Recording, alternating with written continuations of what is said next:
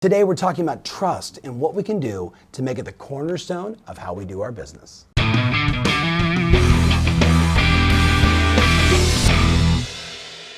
Hey, welcome to the Tom Ferry Show. I've got an exciting opportunity for you today. Do you recall the survey results that I shared with you from that incredible company, Google, where they shared with us the data around how are real estate professionals selected online and off in today's economy? We know that the overwhelming answer is trust. Trust. So I'm going to introduce you to my dear friend Todd Duncan, author of the book, High Trust Selling. This book has sold hundreds of thousands of copies, and over the last 25 years, he's trained millions of sales professionals on these 14 methodologies, and today, you're going to hear the top 3. All right, so I've got Todd Duncan here. Todd, thank you so much for joining us on the Tom Ferry Show. Yep. Extraordinary book. Help people understand the backstory behind High Trust. Yeah, so the backstory was I had a kind of a thought process probably close to 20 years ago, and I asked a question, and the question was, what do the top 10% or so of salespeople in the world actually do that allows them to outperform the other 90%? So we started doing a study through a company that researched 14 different business verticals, all commission salespeople, real estate, lending, banking, financial services. And we separated the group that made $250,000 a year or more from the group that made $250,000 or less. And we started looking at what were the commonalities of those high performers. What were the things that they did repeatedly, routinely, kind of automatically that allowed them to be in that top kind of echelon of performers. And what it came down to was there was 14 things that just kept repeating themselves. 14 things, probably 60 different concepts, but they all came under 14 different kind of thought processes, laws, if you will. And the laws, laws in the world have consequence, and positive and negative. And if you follow the laws that are there to protect you and give you insight on how to be great, then you're going to win. And if you don't follow the laws because you're ignoring how to be great, then you're going to lose. And it came down to that simple start. So then we wrote the book, and the whole idea behind the book was how can we help people make more money?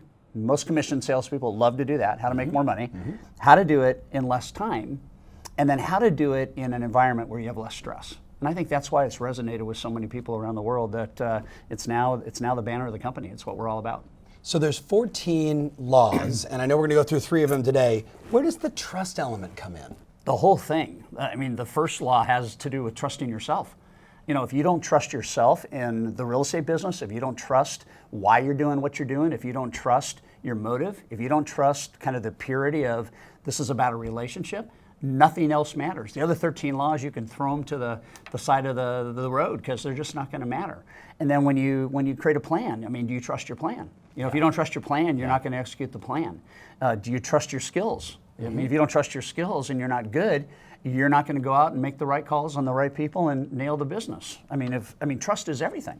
So trusting yourself, trusting your process, trusting your ability. Trusting your team. So why is it that so many people, and I know there's going to be a ton of comments on this, why is it that so many people just don't trust themselves, the process, the script, the technique, the strategy? Why is that? I think it's 2 things. I think it's fear.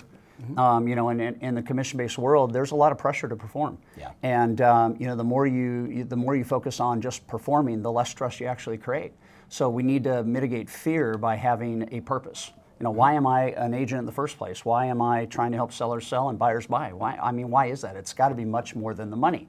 If it's more than the money, then the fear goes away, and fear is replaced by confidence and faith. And if I have confidence and faith, then I will execute at a higher level than when I don't. And here's what's interesting. That whole idea creates belief. And whenever I succeed in the marketplace because I have faith in myself and I have confidence around my motive and I'm able to do something that up until now I haven't been able to do, then my belief about what I trust, why I trust it, goes up. And then I play at level 2 and then 3 and then all the way up to one of your concepts, level 10. So it's the numero uno thing that people need to get their head around. If you don't trust you, nobody else is going to trust you. I love it. We could probably just stop right there. Yeah. And you really covered maybe a bunch of the early laws, but I picked 3 that I wanted you to discuss. So talk to my group about the law of the bullseye.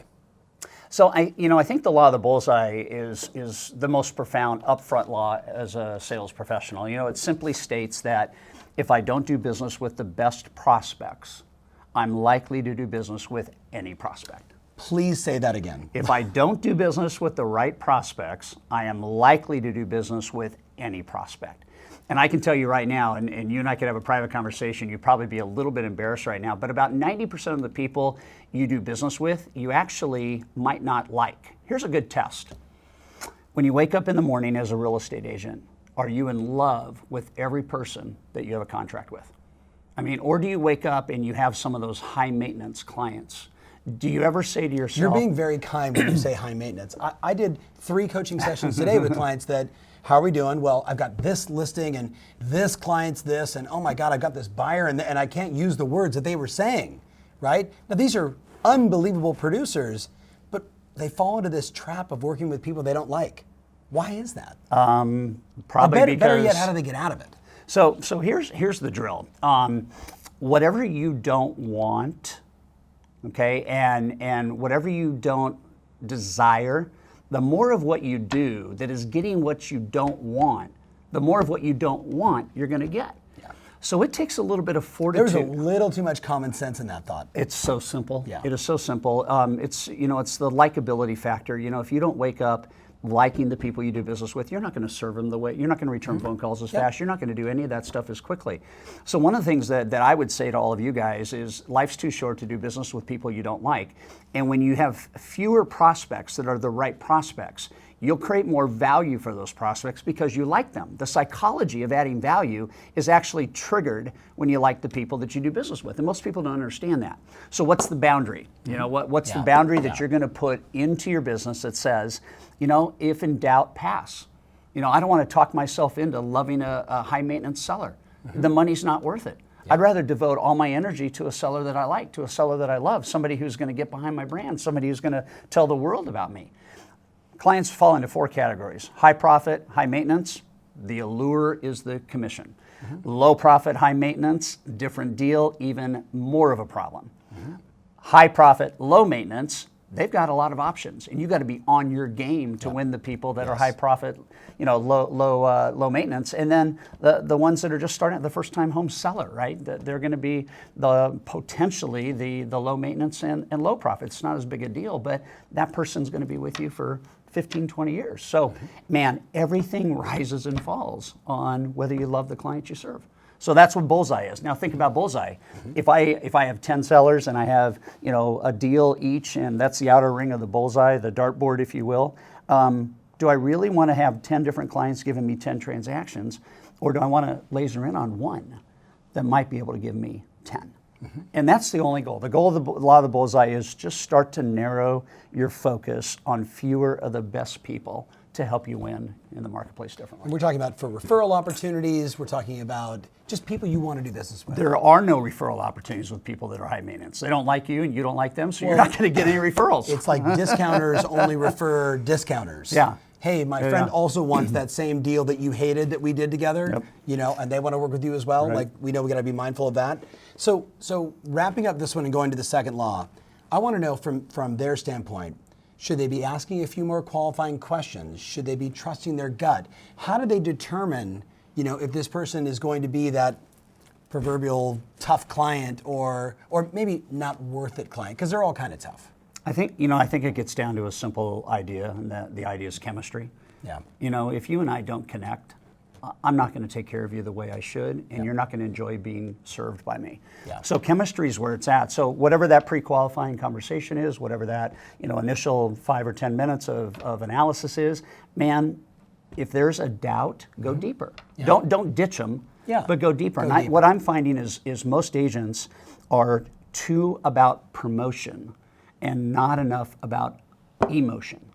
And I can't like you if all I've done is promote me to you. Yeah. But if I get deep with you and I ask you some serious questions and I kind of find out what is your real goal in doing this, and I can find out the deep-seated things that are important to you, I connect. And if I connect, I convert. And if I convert, I can cash in.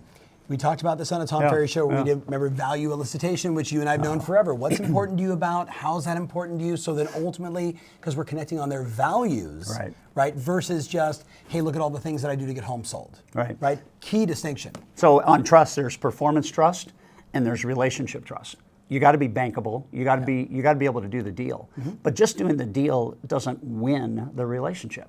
You've got to have relationship trust. And if I have a relationship trust and I have performance trust, then I'm untouchable in the market. I love it. I love it. Okay, you're going to want to get this book. Okay, The Law of the Scale. So Talk to him about this. This is going to sound like a foreign language, perhaps. The law of the scale says, if I want more business, have fewer clients. I knew you were going to say that. Okay, all my clients like, what? What is he talking about? Right? So what does that mean? These are rock star, like some people are watching are brand new agents and they're like, I just want client, right? And others are selling hundreds of homes a year and they're like, wait a minute. So explain. So what this law really means is that in order to have more business from fewer clients, you need to add more value to more of the right clients. So part of this hinges on the law of the bullseye, but the other part of it is if you've got 300 or 400 people in your database, there's an odds-on chance that there's probably 50, 60, or 70 in your database that actually could be movers and shakers in your ecosystem. A lot of the scale says, do I want to have 100 sellers and try and get 100 deals in my career? Or do I want to have 10 sellers and try and have each one of those sellers give me 10 more sellers? And there's the jumping off point of trust. Because most people don't trust the idea that I can get more from less. And so what they do is they try to be everything to everyone, and in that process they end up being nothing to the right one. And it's just like this proverbial raking water. And they can market all day long. They can get on social all day long. They can do all of that. But if I have a person who knows and loves and trusts me, and they're influential, they are going to introduce me to the people that they want to have an agent who they know, love, and trust. And it's like fighting upstream because it's just so counterintuitive. But I'll give you an example. But the key is that you said, because I guarantee someone was like this, like only 10 clients? No, you've got 400 or 500 in your database. It could be 60, 80, 100. I have probably 1,000 people that are like that in my world. And the key is that you've got to nurture and really stay connected to those people. Is that the overarching point? So watch this. If you want your clients for life, you have to talk to them during their life. Just straight away, okay? And most agents are horrible at following up. One of the laws in the book, which is a sub-law, is the law of response. You're going to love this. 9 magic words. If you don't follow up with them, they will not follow through with you. And where we drop the ball is not in the contract negotiation, in the deal, in escrow. We don't drop the ball there. Have that down. We drop the ball after the deal's done. Post-transaction follow-up. Horrible. It doesn't even exist. NAR gives all kinds of stats on this, and you guys have all heard it, but you just know it's really bad. It's really bad. So imagine this. Imagine selling a home for somebody, having a deeper relationship with them, have that person tell their friend at a dinner party, you need to use my agent. He's an absolute rock star.